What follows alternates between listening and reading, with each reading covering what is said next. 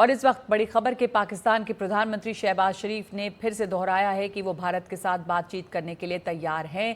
पाकिस्तान तुर्की Azerbaijan शिखर सम्मेलन में शहबाज शरीफ ने ये पेशकश की है और इस हफ्ते में ये दूसरा मौका है जब उन्होंने कहा कि भारत और पाकिस्तान के बीच बातचीत होनी चाहिए। इससे पहले ईरान में भी उन्होंने यही बात कही थी।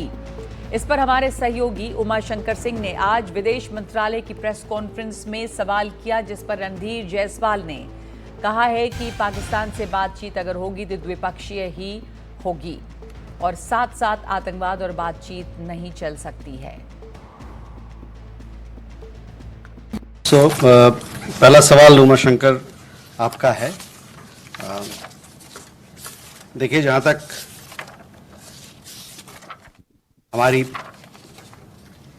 जो द्विपक्षीय बातचीत या संबंध या जो एंगेजमेंट है पाकिस्तान के साथ, उस पे हमारा पक्ष, हमारा रवैया बड़ा साफ है, क्लियर रहा है, कंसिस्टेंट रहा है।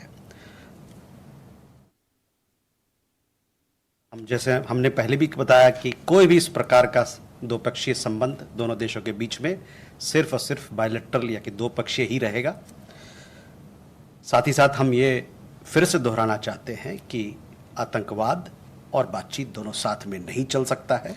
और जहां तक आतंकवाद का सवाल है,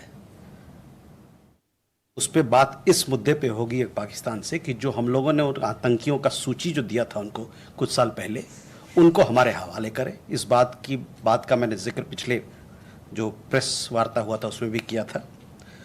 और जहां तक जम्मू कश्मीर का सवाल है, उस पर जो बातचीत होगी द्विपक्षीय रूप से, जो बायलैटरल ढंग से ही बात होगी, वो सिर्फ और सिर्फ इस बात पे होगी कि पाकिस्तान ऑक्यूपाइड कश्मीर यानी कि पाकिस्तान अधिकृत कश्मीर को कब का जो पाकिस्तान उसको इलीगल तरीके से, अवैध तरीके से उस पर कब्जा करके बैठा हुआ है, वो उस पर बात होगी कि कब वो उसको खाली करेगा अपना अवैध तरीके से उस पर जो कब्जा है उसको। और जहाँ तक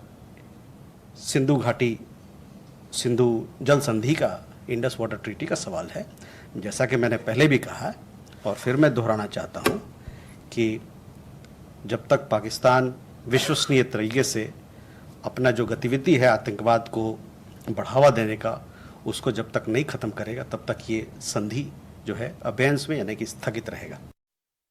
तो हमारे साथ जुड़ गए मेरे सहयोगी उमाशंकर सिंह। उमाशंकर सिंह, ये साफ है कि अभी सिंधु वाटर जो ट्रीटी है, इंडस वाटर ट्रीटी, वो अबेंस में ही रहेगी और जब तक पाकिस्तान की तरफ से कोई ठोस कदम नहीं उठाया जाता आतंकवाद को रोकने के लिए, भारत इस दफा शहबाज शरीफ की इन अपीलों या घड़ियाली आंसू से बहने वाला नहीं है।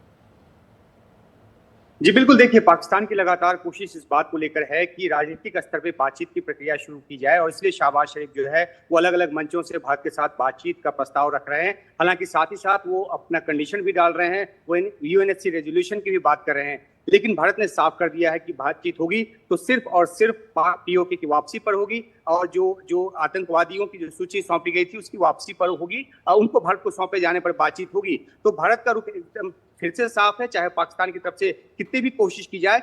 बातचीत की प्रक्रिया पहले ही बंद थी और जो पहलगाम के हमले के बाद जब भारत ने ऑपरेशन सिंदूर किया, डीजीएमओ स्तर की बातचीत के बाद जो है वो सैन्य टकराव जो है रोका गया। लेकिन लगातार कोशिश पाकिस्तान एक राजनीतिक स्तर पर बातचीत शुरू करने की है। हालांकि भारत ने इस पर पूर्ण विराम लगा दिया है और यही बात जो है विदेश मंत्रालय के जो प्रवक्ता है रणधीर जायसवाल, उन्होंने अपनी प्रेस कॉन्फ्रेंस में किया। जी, धन्यवाद आपका उमाशंकर सिंह ने यह सवाल उठाया था और उस पर जवाब मिला है मियां की तरफ से कि आतंक और बातचीत साथ साथ नहीं चल सकती है। जब तक पाकिस्तान आतंकवाद पर लगाम नहीं लगाएगा, कोई बातचीत नहीं होगी।